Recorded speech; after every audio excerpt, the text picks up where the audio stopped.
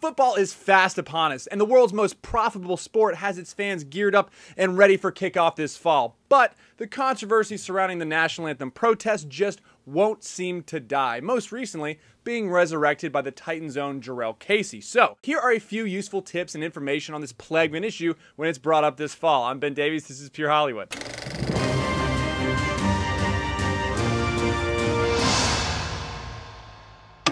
Kaepernick's original anthem protest started off the beginning of the fall of 2016, meaning this protest started under Obama's America, which is a whole other issue, but this issue continued. People protested long into 2017. The fallout of these protests being a full 10% drop in viewership, being mainly attributed to the anthem protest. In response, the NFL enacted a new policy. Now, this might not seem like a big deal because the NFL was still profitable last year. However, as viewership fades, so does every other avenue used for revenue, including retail. And these effects can ripple down for years to come. Now, the new NFL policy states all teams and league personnel on the field must stand and show respect for the flag during the anthem. It also says personnel who choose not to stand for the national anthem may stay in the locker room or in a similar location off the field until after the anthem has been performed. Issue put to bed, right? Wrong, because the Tennessee Titans' Jurrell Casey, after he just got his $40 million guaranteed contract from the Titans, said, quote, "I'm going to take a fine this year. Why not? I'm going to protest during the flag. That's what I'm going to say now," unquote. Now, here's how I suggest to talk about this issue for someone who may disagree with you and the tactics they use to berate you. 1. It's freedom of speech. Response?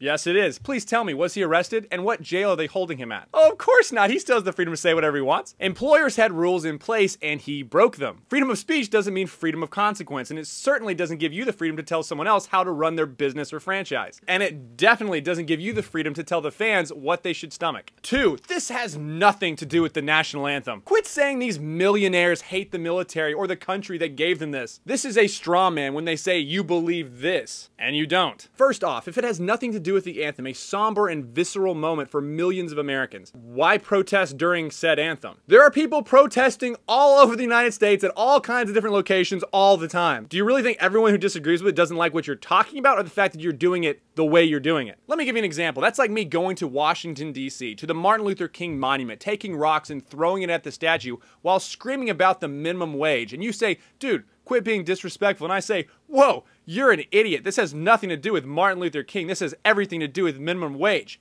Get over it. 3, it's not affecting the NFL. The NFL still makes money. It's so funny to me when people will act so progressive and virtuous in their talk, but when it comes down to real world implications, they sing a different tune quick. It's almost like when the Democrats were voting to abolish ICE and almost none of them voted to do it, but they will still virtue signal to their base about it. For example, Jerry Jones, the owner of the Cowboys, who literally runs everything inside and out and knows all the financial dealings, tried to find a two-state solution to this issue. He did this by locking arm in arm in the middle of the field in front of everybody with his entire team and then kneeled after the national anthem in hopes that the rest of the season would be focused on football. Spoiler alert, it wasn't, and by the end of the season, he said the Cowboys were, quote, suffering the negative effects from these protests and threatened to bench any player who took a knee, unquote. Oh, and it's not just him. Only one of the 32 team owners voted to not implement these new rules, meaning almost everyone agreed that this is a problem and needs to be addressed. And only one owner said they'd be willing to pay the fines. That's how much a 10% drop in viewership will cost in the future. And these guys know way more about the financial dealings than I do. And that's the truth, no matter how much the media tries to butter it up. 4, players are being coerced and forced to do things they don't believe in. First off, for $40 million or even the league minimum of $450,000,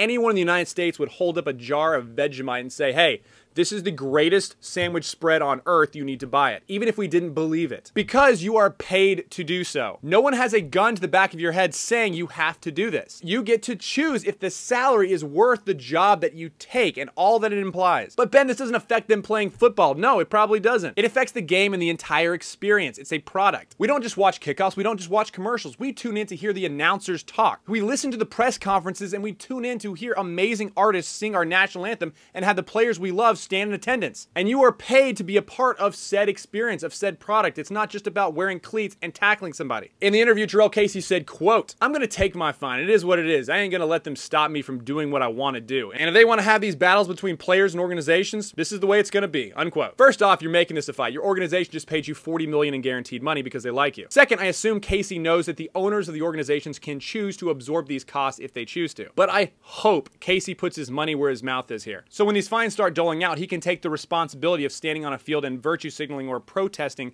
our most sacred song. And it's been said it's not about the anthem, it's about the people they want to help. Which, if he is so passionate about helping the communities that he's talking about helping, I think it'd be a waste and a shame to completely blow these hundreds of thousands of dollars in fines that you could be pouring into a community and organizations and nonprofits that will help these communities. Instead of taking the more sexy route of parading yourself on the field as a voluntary martyr by accumulating these fines, but hey, what do I know? He's free to do so. And here's the thing, I think when these issues are spelled out, people can really come to an understanding and agreement on this. It's not racist or bigoted or misinformed to not like people taking that very weighted moment to protest. And people who protest don't necessarily hate the country. They don't have to get out. Though if you do hate America and hate this country, you can literally go to another country and enjoy some soccer or cricket. But you won't. Honestly, the only thing that gives me hope about this situation is that it shows freedom and democracy working in real time. Players chose to do something. Fans didn't like it, so owners adjusted. And the market will take care of itself. Just like you can't force people to like soccer, you can't force people to not be offended when someone protests during the national anthem. And you certainly can't force fans to continue to support and pay for a product that they disagree with. I'm Ben Davies, this is Pure Hollywood. In awesome news, like super awesome news, you can now download the Rebel Media app and take me with you and have access to the entire Rebel lineup.